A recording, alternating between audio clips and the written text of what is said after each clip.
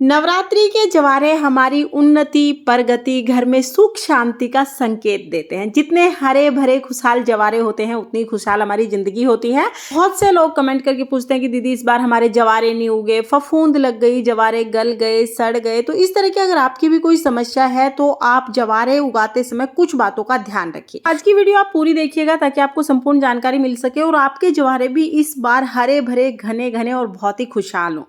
तो जवारे उगाने के लिए या तो आप मिट्टी का कुंडा ले सकते हैं या आप घर पे कोई भी पात्र ले सकते हैं। जैसे घर में हम थाली जो यूज करते हैं उसको अच्छे से साफ करके आप वो थाली ले सकते हैं।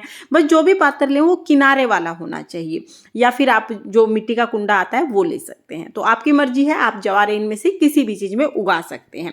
तो मेरे पास मिट्टी का कुंडा है, मैं उसी में जवारे उगा रही हूँ। अब जवारे उगाने के लिए हमें मिट्टी चाहिए होगी। आप कोई भी मिट्टी ले सकते हैं, बालू मिट्टी, यमुना मिट्टी, आपके यहाँ पर जैसी भी मिट्टी है आप वो ले सकते हैं। बस ध्यान ये रखना है कि इस मिट्टी में कंकर नहीं होने चाहिए। बिल्कुल साफ सुथरी मिट्टी हमें लेनी है। अगर कंकर है तो आप उनको हटा दीजिएगा और मिट्टी को पहले थोड़ा सा गीला कर लीजिएगा। थोड़ी नमी वाली मिट्टी हो तो ज्यादा अच्छा होता है। अब देखिए कुंडे में हमने मिट्टी भर दी है, थोड़ा सा हमें पात्र को खाली रखना है। जितना जल हम देंगे ना उस हिसाब से खाली रख लीजिएगा। इसके बाद जब भी आप जवारे उगाएं तो एक दिन पहले ही आप जौ और गेहूं, जौ से उगाएं या गेहूं से उगाएं, जिस भी चीज के जवारे उगा रहे हैं उसे एक दिन पहले ही आप रात को पानी में भिगो के रख दें। उसके बाद देखिए अगले दिन हम जवारे उगाएंगे। भीगे हुए अगर आप जौ या गेहूं डालते हैं तो जवारे पहले दिन से ही अंकुरित होना शुरू हो जाते हैं। तो यहाँ पर देखिए भीगे हुए जौ और गेहूं ले लिए हैं मैंने। दोनों चीजों को मिक्स करके मैं यहाँ पर जो ये हमने मिट्टी डाली है इसी में डाल दूंगी और खूब सारे हमें यहाँ पर गेहूं जौ डालने हैं, थोड़े नहीं डालने हैं। ये नहीं सोचना है कि बिल्कुल नजदीक नजदीक उग जाएंगे। बहुत सारे जितने आपने भिगोए हैं सारे आप गेहूं जौ डाल दीजिए। उसके ऊपर हल्की सी हम मिट्टी डाल देंगे, थोड़ी थोड़ी सी मिट्टी डालनी है, बिल्कुल कवर नहीं करना है इसको, हल्की सी मिट्टी बस इसके ऊपर हमें डालनी है। आप चाहें तो आप हाथ से भी थोड़ा सा अलट पलट कर सकते हैं। थोड़ी सी मिट्टी डालने के बाद हमें इसमें जल सींचना है। सबसे बड़ी गलती करते हैं हम जल सींचने के लिए, सीधा जल सींच देते हैं। तो सीधा सीधा हमें ऐसे जल नहीं सींचना है। थोड़ा अपने हाथों में जल हम लेंगे और ऐसे छींटे लगाएंगे। अगर आप ऐसे छींटे लगा के जल सींचेंगे तो जवारे बहुत जल्दी उगेंगे और फफूंद वगैरह की समस्या बिल्कुल भी नहीं होगी।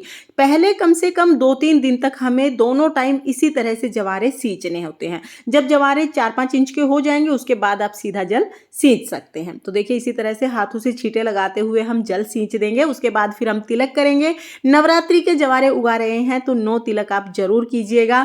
फिर हम इस पर स्वास्तिक बना देंगे। स्वास्तिक हमारे हिंदू धर्म का बहुत ही शुभ चिन्ह है, तो स्वास्तिक आप जरूर बनाइएगा। अब देखिए स्वास्तिक हमने बना दिया है। इसके बाद जवारे उगाने के बाद बहुत से लोग क्या करते हैं कि इसको थाली से ढक देते हैं।